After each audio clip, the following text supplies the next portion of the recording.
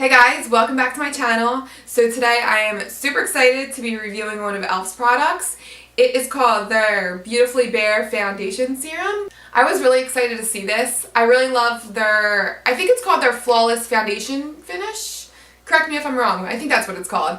But that foundation is a really great buy for what you're getting. It has great coverage.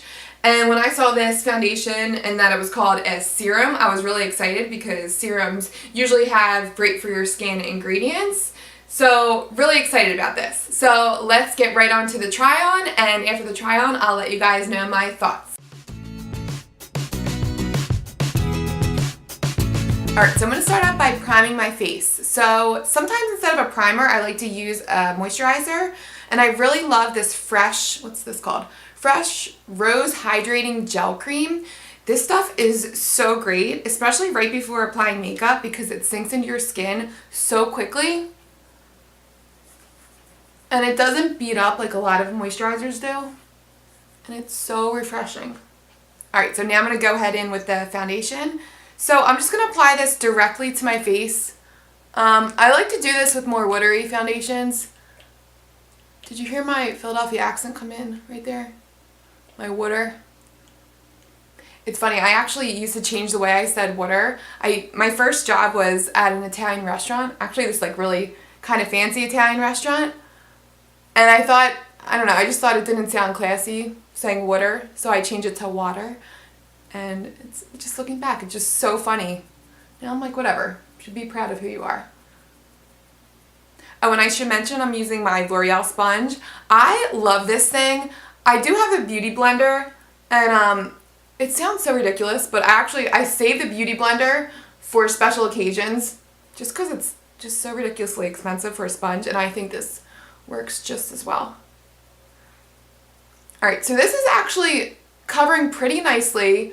I was surprised by the coverage of this foundation. So you can still see my sunspot right through the foundation here, but I feel like it did cover it surprisingly well if you compare it to the left side of my face. You can see this one is a lot darker over here. I'm actually trying out a product right now to try and lighten those spots, and I've actually gotten pretty good results from that. I might actually do a video about that coming up soon. As I'm applying, I really hope the camera picks it up, but all my large pores right there, it's really sinking in, and it's definitely accentuating my pores. So as the foundation's setting, it's definitely turning into more of a mattifying finish, which the claim said it was going to be on the dewier side. So I was surprised by that. And I would be okay with the matte finish if it wasn't looking so cakey. Alright, so there is the final look. I'm going to go ahead and finish up my makeup and come back to you guys and let you know my final thoughts. Alright, so I went ahead and finished my makeup. I didn't add any extra coverage just so you guys could see what the foundation actually covers on its own. All I did was add some finishing powder. I used my Rimmel Stay Matte on my T-zone and added some Hourglass Ambient Lighting Powder because I can never go without that stuff. But the foundation, like I said in the try-on, actually set pretty matte.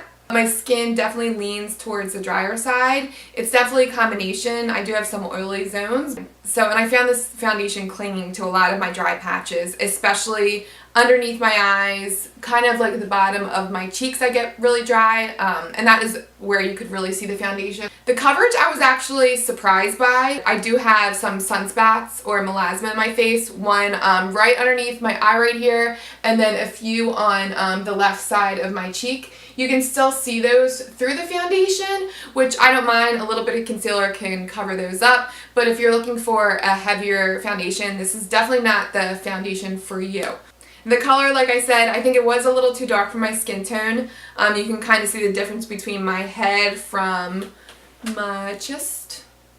Can you see that? I'm like pretty pale down here. And as we're talking about the color, I should tell you that there's 3 colors available: fair, light, light medium, and I want to say the last one's medium dark. So the fact that there's only 3 colors tells you right there that it's going to be more of a sheer coverage foundation.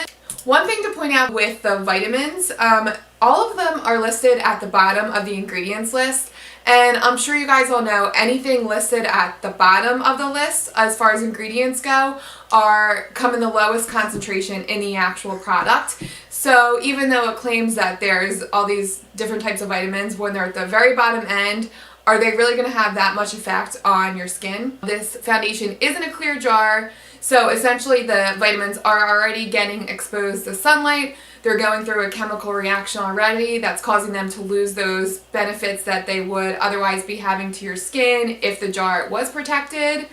So yeah, that's kind of a bummer. So let me sum this up for you guys. So I was obviously not, unfortunately, a big fan of this foundation. I felt like it was cakey, it sunk into my pores, it hung to my dry patches, too mattifying for my liking. I did like that it had a high SPF. I thought that was a good benefit. And for those of you lucky dogs that have perfect skin, no texture, no hyperpigmentation, no pores, you're okay with the sheer coverage, I think this would be great for you. But I hope you guys found this quick review helpful. Please subscribe to my channel if you're interested in hearing more reviews, and thanks so much for watching.